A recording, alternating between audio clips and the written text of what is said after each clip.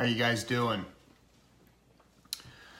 So I got this call today, just a little bit ago actually. Well, yeah, we just connected. It was earlier today that this lady reached out to me, and I just had time a little bit ago to get on a call with her.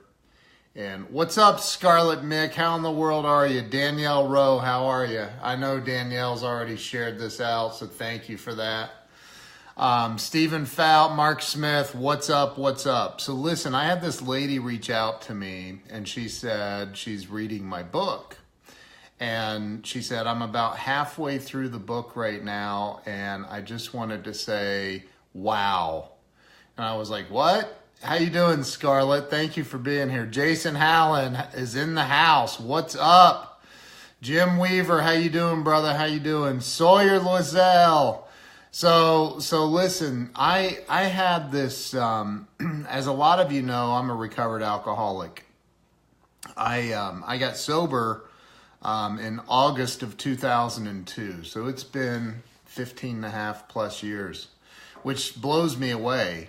I have not had a drop of alcohol in 15 and a half years. And so for a normal person, it's like, so what, right? But for me, I used to live my life to drink. I mean, I literally could not imagine being without alcohol on a daily basis in my life. And sometimes I would skip a day or two, or sometimes even a week, if I was trying to maybe prove to an ex-girlfriend or an ex-wife or, you know, or whatever. I would skip. I would take some time off, right? Hey, Scarlett, thank you. I would take some time off. I would try to like, you know, play the game like, I'm good. I got this. See, I don't need it. I'm good. I don't need to drink. And I would prove that I didn't need to drink to my girlfriend or my ex-wife or whatever. And then, you know, I would slowly ease my way back into, you know, drinking to blackout as often as I could. And, you know, look, I've heard people say, you know, I have the disease of alcoholism and, you know, it wants to kill me or whatever. And let me tell you about the disease of alcoholism for me. I think that, you know, alcohol for me, it didn't want to kill me. It doesn't have a personality. It just wanted me to drink more of it. That's it. Just wanted me to freaking drink. Like, that's all it wanted. So, you know, I got to this place where it was like, you know, man, everything is going wrong. Everything is going wrong. No matter what I do, it's going wrong. And so, you know, I couldn't figure out how to stop. Couldn't figure out how to stop drinking. And so what do you do when you can't figure something out? Well, most people just do more of it. So that's what I did. I just did more of it. And I didn't know I was doing more of it. I didn't know that it was a downward spiral. I just was, you know, a drunk. That's what I lived to drink. And so, you know, it quickly, well, not quickly, it took a long time. I think I took my first drink of alcohol when I was like, what's up, Adam Webster? How you doing? Jim Estes, how you doing? So, you know, I would, Matt Smith's in the house. So I would just drink and drink and drink and drink and drink and drink and drink and drink. And I'd wake up in the middle of the night with the shakes and you know, I was like, wow, I really tied one on an hour ago, you know. And so I'd go to my freezer, get a bottle of vodka out and hit that bottle of vodka over and over and over until I could calm my shaking down. And then I'd go back to sleep if I could, or sometimes I would just stay awake. Thank you for everybody who's sharing, by the way. Or I would just stay awake. Hey, Sandy, how are you? And drink some more until I passed out again. And that was towards the end of my my drinking. I was 34 years old. I had been through countless relationships, countless, a couple of marriages. I had been through, businesses and, homelessness, everything. I've been through it all. And everybody would say to me things like, dude, if you would just quit drinking, your life could it would be so much better. What's up, Vess? And I would be like, yeah, I know, but I don't really drink that much. And they'd be like, you're crazy, dude. Yes, you do. You drink like a freaking maniac. And I'd be like, yeah, I've seen maniacs drink. I drive a Mercedes, man. I live in a big house. I'm not living under a bridge. What are you talking about? I'm not an alcoholic. No, I know you're not an alcoholic, but man, maybe you could just stop, drinking so much. And I'm telling you that after spending many, many years in a recovery program, I can tell you that the odds were against me. Peter Getchell, how you doing? Chad Morgan, what's up? The odds were against me. They were big time against me. The odds that what's up, Peter? How you doing, man? The odds that I would actually stay sober were they were horrible. It's only like 2 or 3% of any alcoholic actually gets and stays sober. And so the odds were way, way, way against me. But I can tell you that I was this lady that called me today. She said she's about halfway through my book, and she was so kind and gave me some incredible, just incredible words. Never bet again. Thanks, dude. I appreciate you, Pete. So, this lady was so nice, and I don't want to mention her name. Yeah, dude, there's some spring birds. I just saw it's supposed to snow or something. Like we could have flurries on Monday or Tuesday. I'm like, what the heck? It's crazy, man. But I'll tell you, when the odds are against you, some people say, keep fighting, keep fighting, keep fighting. And there's this awesome book I read. I've read it a couple of times. It's thick. It's a huge book, but it's called Power versus Force. And it's an incredible, incredible book. And in that book, he talks about, the different ways to get power in your life. And one of the things that he says in that book is that true power comes from surrender.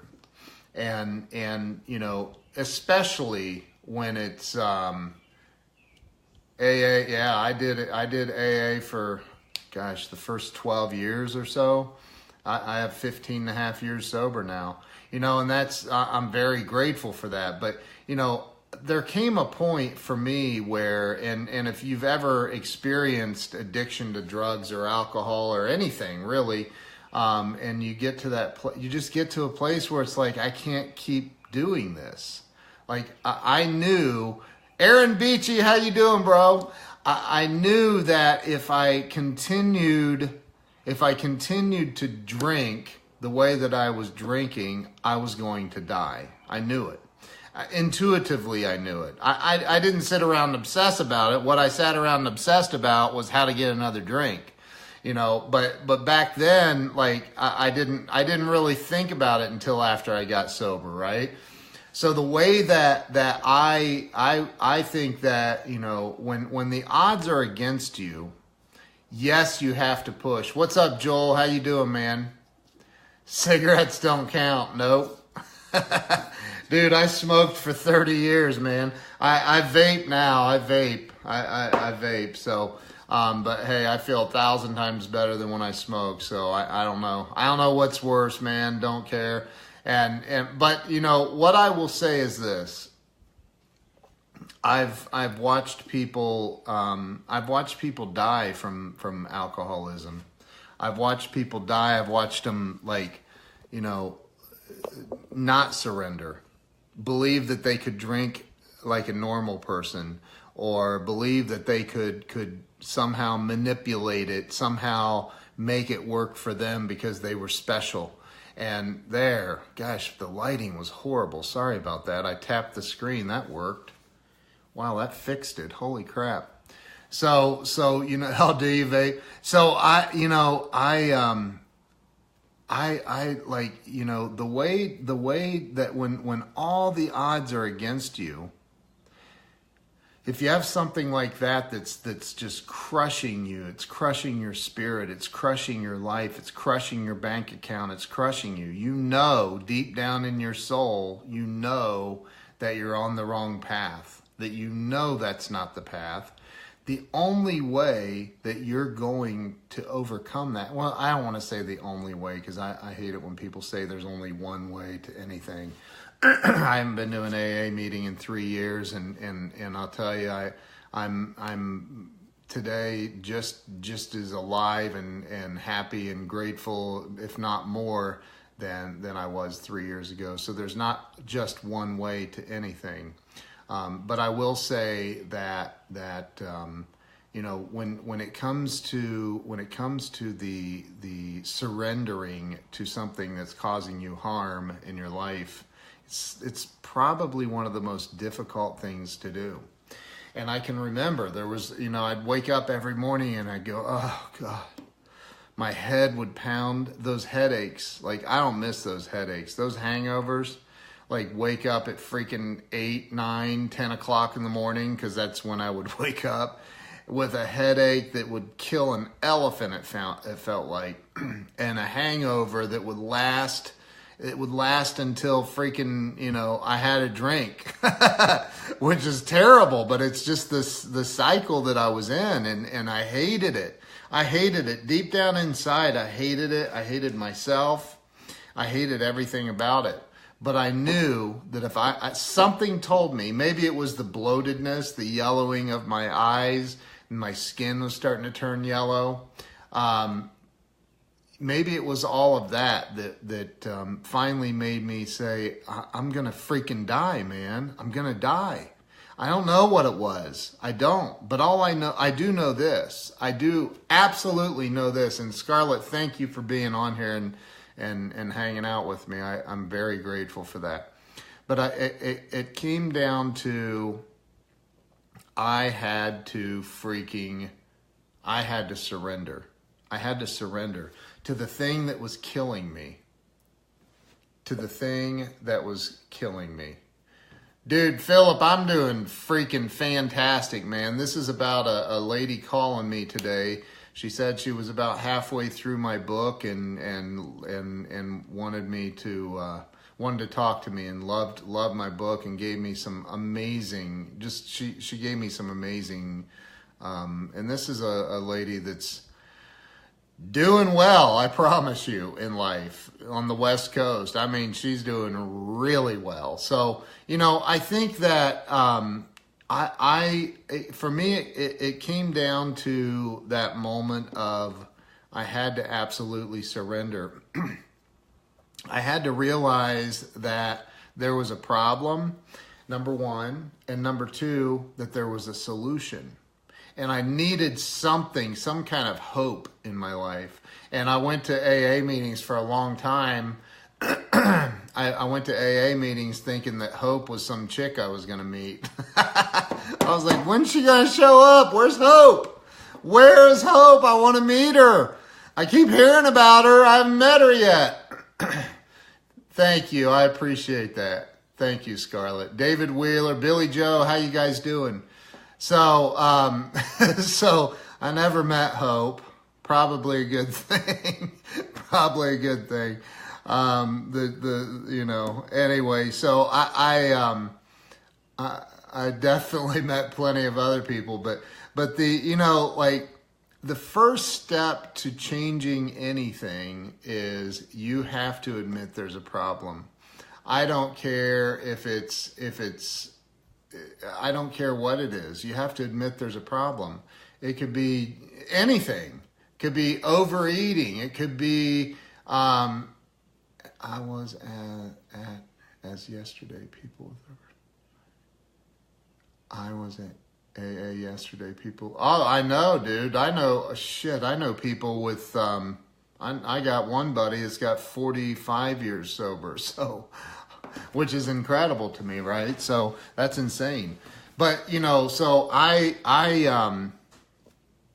think that, let me make sure my lighting stays good. So I think for me, the first step is you have to surrender to whatever it is. If it's not good for you and it's not moving you in the direction of what you really truly want in life, if it's not moving you in the direction of your goals. And here's the thing, when I was a drunk, when I was out there drinking, I didn't have goals. And like I said earlier, I've heard people say, I have a disease and my disease, it wants to kill me. No, it doesn't. It doesn't give a shit. It doesn't have feelings. It just wants you to drink. That's all my disease. It didn't care if I lived or died. Let's just go get a drink. And another one, and another one, and another one. And that was the thing about me when I drank, is it became so unpredictable. Like sometimes I might have one or two drinks, beers, whatever, right? Most of the time it was a way different story than that. Way different. Like, what's up, Dan Keller? How you doing, bro? So most of the time it was way, way, way different than that. So, I just wanted to hop on. I had a great talk with this lady about why the angry faces. Who's giving me the angry faces? Most of the time it was, for me, it was I wanted to drink. I just wanted to drink more and more and more, as much as I could. And I'm not a doc, bro, but I don't know, this lady's phone call with me today just completely blew my mind. Absolutely blew me away. She's halfway through my book. Billy is giving me is Billy Barry or whoever, is he really on here? Loser. He's just a loser. That's the guy that's using me and my kids' pictures because he's a freak. Hater. Love haters. Keep hating. So, you got to get to a place. You got to get to a place that, for me, I was sick and tired of being sick and tired. I was just done. I destroyed everything in my life ever that was any good. And the common denominators in that formula were me and alcohol. And, once I removed the alcohol from my life, I got to go deal with me and what was really going on. It was me. Aaron, why you being a hater, bro? That's funny. But I got to go deal with me, and this lady brought up in my book that I said, I heard in the meetings, I heard there was this, or I think it was in treatment, I heard that there was this, the acronym for sober was son of a bitch, everything's real. Forever. I mean, I stood on a stage in Nashville, Tennessee, and trained 1,700 salespeople in the sales training environment for going door to door doing home security systems. And I was drinking. I had all the courage in the world. I did not give a rat's ass about walking out on that stage. I had all the courage I needed. It was called Crown Royal. And so I would just, I would go out there and do my thing. But then, it came around, after I got sober and son of a bitch, everything's real, I had to face that there were some things going on with me that created this fear that fed my alcohol drinking, all of that insanity. So, man, and ladies, when the odds are against you, and I promise you the odds were against me. The odds were definitely against me. The fact that I'm still sober, that I'm still alive, the fact that I didn't die on the thousands of occasions that I drank and drove, the fact that I didn't kill anybody. Dude, I was thinking about you and your brother earlier. We need to chat. But yeah, I need to get up there and see you guys. These guys are offering me and my wife a paid vacation, pretty much, to come up to Amish country. Dude, maybe we could come up tomorrow. I'd love to come up, man. I'd love to come up. Anyway, so, the fact that I'm still here is a miracle. And I, when I think about all of this, when I think about where, there's Daniel Joseph, talk about a miracle right there. That's my brother right there. There's another miracle. He knows exactly what I'm talking about. He's not an alcoholic, but he knows what it's like to go through some shit that tried to kill you. And, I went through all that and I came out on the other side and it's like, wow, man, like, I can't believe that I'm here. I can't believe I'm here. And this lady was like, Ken, you gotta get on more lives and be open about this like you do in your book. I hope your book is not where it stops, is what she said. Because what you wrote in this book, she goes, I'm only halfway through this book and I cannot believe your transparency. Ian, how you doing? Sawyer, thank you, brother. Thank you, Robert. Thank you so much. Appreciate that. I'm very, very grateful. And it's like anybody who survives anything. Hey, Amber, how you doing? It's like anybody who survives anything, if you want the book, it's on Amazon. It's Walls of Wisdom, Turning Pain into Profit. Hey, Arthur, how are you? Thank you, Ian. I appreciate that, man. Yeah, we're very, very blessed, man. We're very blessed, very grateful. And so that's, for me, it's like, okay, I was a literal piece of crap. I mean, I was a piece of crap for years. I thought the entire world revolved around me. I thought the entire universe revolved around me. And I took everything I could. And after I got sober and I lost everything, I've lost everything a couple of times. And I mean, I had a lot to lose. I really did. And I'm not bragging, but I had a lot to lose. And I lost it, all of it. Became homeless. And it's like that if you've ever been, this is kind of, I'd showing 11 people, if you've ever been in a bad relationship and that you ended the relationship permanently, drop a 1. Just put the number 1 in there. If you've ever had that happen, I'm curious because, and of course, everybody has. Arthur, I'm glad you survived the week, man. I saw that car accident. God bless you, bro. I'm glad you're okay. So, for me, it was like, yeah, he hadn't been a couple. So, but you know how he put 2. So, how you are in that relationship and it's like, it's not good. This is a very toxic relationship. It's not good for any of the parties involved, or maybe just one of the parties it's good for, but for you, this shit is bad. It ain't gonna work. You gotta change something. Well, that's how my relationship with alcohol was. It was a love relationship.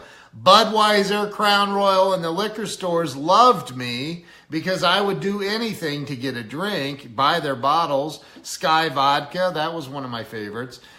Grey Goose, I mean, that's some good stuff. But like, I would buy all of this stuff, so they loved me. They loved the investment I was making in helping them, Anheuser-Busch, build new, keep their people employed.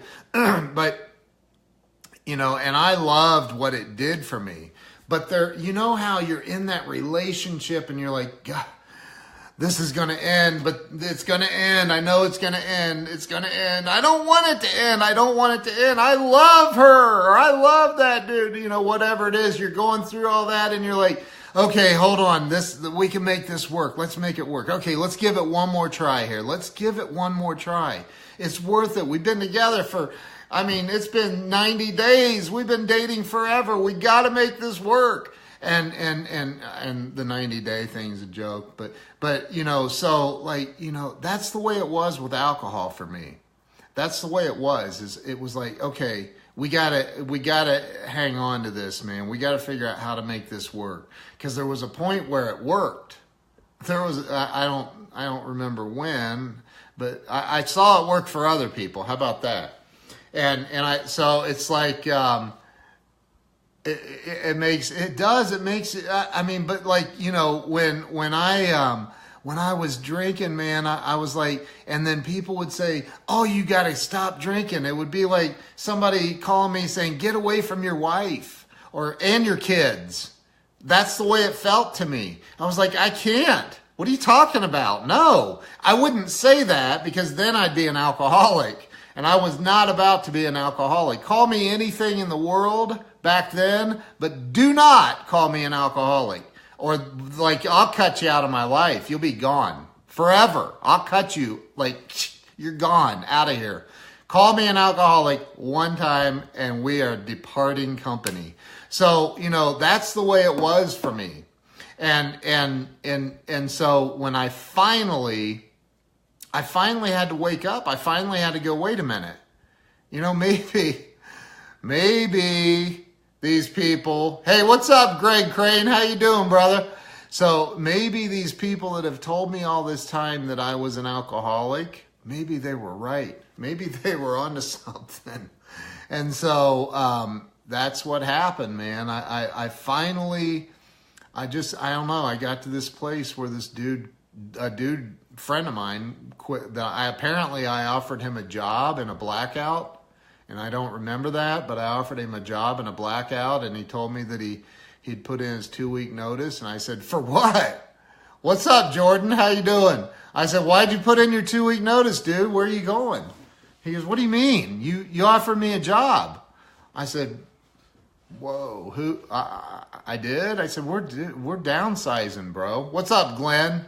I said, we're downsizing. I can't hire you. Dude, you better withdraw your 2-week notice. He's like, you asshole. I mean, he went off. He's like, everybody knows you're nothing but a worthless drunk. Why don't you get some help? And it was literally in that moment, he got up and walked out of this bar. It was in that moment. It was in that moment that I had a spiritual awakening, you could say. It was in that moment that I said, oh my God. This is not cool, man. I can't have people thinking I'm a worthless drunk. I can't have people thinking what I already think about myself. Like, you know, I can't have that. Trust me, I tried, Arthur. I tried. The problem was with me, bar talk was insane talk most of the time. And so, you know, I paid my tab. I walked out of that bar, and I haven't had a drink by the grace of God since then. And, you know, I've got a 12-year-old daughter. I have a 7-year-old daughter, and I have a wife of 8 years, and none of them have ever seen me take a drink of alcohol. And I'm very, very grateful for that. Very, very grateful for that. And my life has improved 1 trillion times. I mean, 1 trillion times. I look, in my 20s, I was a millionaire. I had way more money than I have now. And you know, it seems like back then when I was able to pound down some beers before going out on a stage or an interview to hire people, I don't know. I just had a lot of liquid courage back then. It took me a long time to find the courage to do something like this, a live stream. I have 5,000 friends and 23,000 on my fan page, and to be able to do a live stream and talk about this stuff, I would have never been able to, I wouldn't have been able to drink enough to do something like this, to be really real. And now here I am doing it. So, you know, like, look, what it takes when the odds are against you, what it takes, the first step is you got to like recognize, right? You got to stand up and recognize that there's a problem. You got to say, and it doesn't matter what it is. I don't care if it's freaking alcohol. Eric Overly, my brother, how you doing, man? Good to see you. Michael, what's up? This disease is cunning, baffling, and powerful. It stripped me of everything and everyone. It doesn't play. That's right. You know, I said earlier, thank you, Glenn. I said earlier, you know, that I've heard people say, well, my disease just wants to kill me. And I think that's bullshit. I don't think that's what it wants. My disease wanted me to drink. That was it. It didn't care if I lived or if I died. It just wanted me to have a damn drink. It's not like it's got this personality. It just wanted to drink. And so, like, you know, I mean, it's amazing, though, that once you say, I mean, the very first step is it's not surrender. That's not the first step. The first step is you have to recognize that there's a situation, that there's a problem, that the situation is wreaking havoc or it's not good for you. And you can apply that to drinking, drugging, sex, freaking whatever it is. You know, you can apply that to whatever. When you say, I have a problem, the world changes. It changes instantly. And because all of a sudden you get out of denial, which is not a river in Egypt, by the way. You get out of denial. You now, like, you can't fix something if you don't see that it's broken, right? If you don't see that it's broken, it's impossible to fix it. So that's why the most important part is you've got to recognize it. So if somebody says that if somebody says to you, you know, hey, this doesn't work, you know, maybe they're crazy, maybe they're nuts, maybe smoking some weed once in a while isn't bad for you. I don't know. Maybe you drinking too much isn't bad. Maybe I don't know, but it can apply to anything. It can apply to anything. Maybe you working at your current job when your wife hates it and you're not making enough money and, you know, whatever to pay the bills. Maybe that's what it is. It could be anything. It can apply to anything. And so when you say, okay, hey, look, step one in AA is we admitted we were powerless over alcohol, that our lives had become unmanageable. Step two is came to believe that a power greater than ourselves could restore us to sanity, which implies that you're insane. That really messed me up, man. I was like, wait a minute. I drive a Mercedes. I live in a big house, y'all. Like, I'm not insane. That's what I was thinking, right? Until I got my Mercedes repoed and lost the house. But, you know, like, I was like, wait a minute. Y'all want me to admit that I'm insane? Are you crazy? You guys are insane. So, like, you know, but I'm telling you that the very first thing you need to do is recognize that there's a situation. Recognize there's a problem and surrender to it. Or at least, at the very, very least, surrender to the possibility that you don't know everything.